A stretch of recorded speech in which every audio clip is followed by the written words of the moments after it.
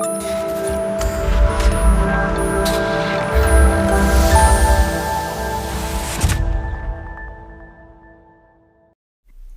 Friend, आज के इस वीडियो में हम बात करने वाले हैं ISO 9001 के बारे में कि ISO 9001 सबको लेना क्यों ज़रूरी है जिससे आपके बिजनेस को ग्रोथ मिले। तो सबसे पहले हम आपको बताएंगे ISO 9000 होता क्या है। ये हमने एक पावर प्रेजेंटेशन भी बना रखा है जिसमें हमने आपको मेनली ट्राई किया है कि सब कुछ हम आपको एक वीडियो पे एक्सप्लेन कर सकें। तो चलिए इसके लिए स्टार्ट करते हैं। तो सबसे पहले मैं आपको बताना चाहूँगा जो हमारा टॉपिक है आज का, ये उसमें कवर होता है। जैसे अबाउट ISO क्या है, उसके अलावा पर्पस ऑफ ISO 9001 2015 क्या क्या रिक्वायरमेंट होती है, बेनिफिट्स क्या क्या ISO 9001 के कंपेयर करना कि ISO में मेनली 2 टाइप्स होते हैं, IF और नॉन IF होते हैं, आपको IF ही क्यों चूज करना चाहिए, उसके अलावा डॉक्यूमेंट क्या क्या लगते हैं, ये सारी चीज़ें हमने मेंशन किया। और चलिए सबसे पहले स्टार्ट करते हैं। मेनली आपको ISO बताना चाहूँगा। ISO क्या होता है, 9000 एक क्वालिटी मैनेजमेंट सिस्टम होता है जिससे कि थ्रू आप के बिजनेस के बारे में पता चलता है कि जो आपका बिजनेस है वो प्रॉपर फ्रेमवर्क के हिसाब से वर्क कर रहा है या नहीं कर रहा है। अगर आपने ISO 9001 2015 IF लिया हुआ है तो इसका मतलब ये है कि जो भी रिक्वायरमेंट होती है और जो भी फ्रेमवर्क होता है फुलफिल करते हैं तभी जाके आपको ISO 9000 मिलता है।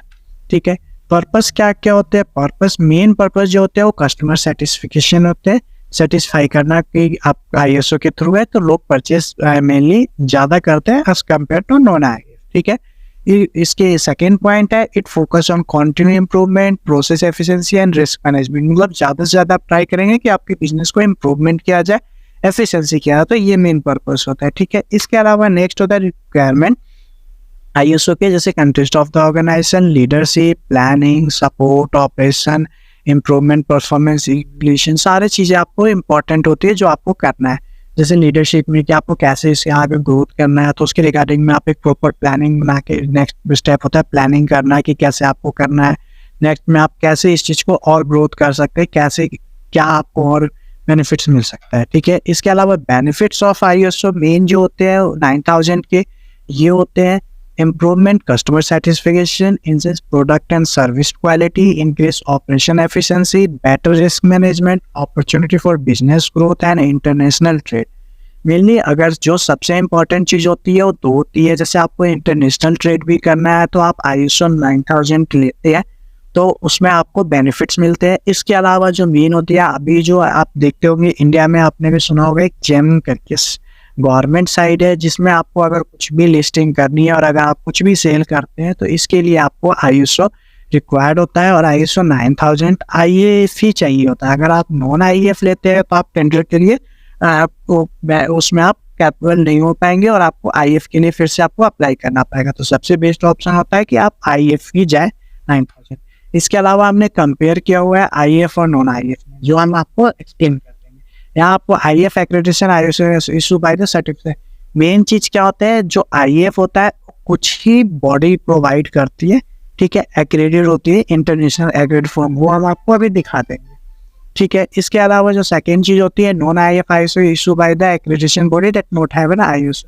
जिसके पास एक्रेडिटेशन बॉडी से इशू नहीं होते वो नॉन IF प्रोवाइड करते हैं। IF accreditation signify high level of confidence in person and global recognition. IF को आप इंडिया से बाहर भी अगर आप किसी चीज़ का वर्क कर रहे हैं तो आपको इसमें चल जाएगा। नॉन रिकॉग्निशन जैसे आपको इंडिया में कुछ भी वर्क करना है, लोकल स्पेसिफिक लोकेशन एरिया है, जैसे मान लीजिए आप किसी स्टेट के गाँव में या तो किसी डिस्ट्रिक्ट में आप सेल कर रहे हैं तो उसके लिए आप नॉन IF ले लेंगे तो चल जाएगा। बट अगर आप ऑल इंडिया या ऑल स्टेट में सेल कर रहे हैं तो आपको मेनली IF की बेनिफिट्स ज़्यादा मिलते हैं।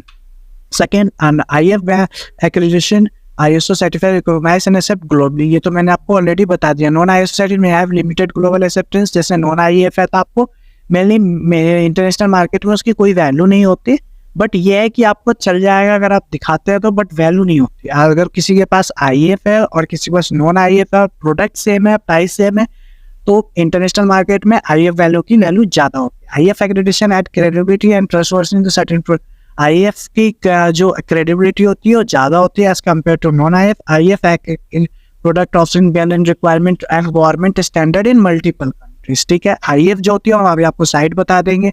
इसमें जो मल्टीपल कंट्रीज होती है उसमें इसकी वैल्यू होती है as compare to non IF।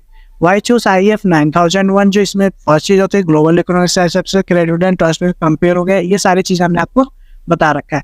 Documents क्या क्या लगते हैं वो भी हम आपको बता देते हैं। PAN card, Aadhaar card, phone number, email ID. अगर आपको IF 9001 चाहिए होता है तो आपके पास GST सर्टिफिकेट होगा, क्योंकि आप ऑलरेडी बिजनेस कर रहे होंगे। शेयर परचेस की कॉपी हो गए, आपकी कंपनी का लेटर हो गया, वर्क डिटेल जो आपको ISO में मेंशन करवाना। उसके अलावा कंपनी का अगर है तो कंपनी का पैन कार्ड, उसके अलावा आपका इनकॉर्पोरेशन सर्टिफिकेट, ठीक है। ये सारी चीज़ें आपके ISO के लिए चाहिए होता है। अब मैं आपको कंपेयर बता देता हूँ IF और नॉन IF। ये आपको दो सर्टिफिकेट दिख रहे होंगे, कि यूनिवर्सल सर्टिफिकेशन है, ग्लोबल सर्टिफिकेशन सर्विसेज।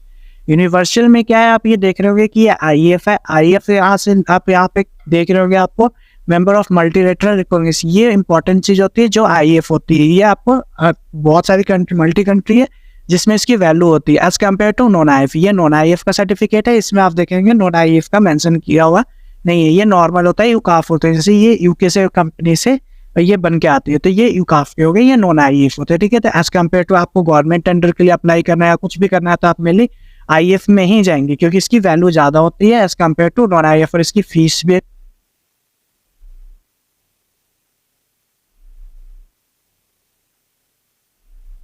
इसकी वैल्यू ज़्यादा होती है, ठीक है।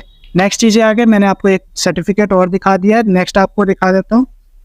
ये नेक्स्ट है आपका QRO का। QRO में भी सेम ऐसे ही होता है, IF और नॉन IF।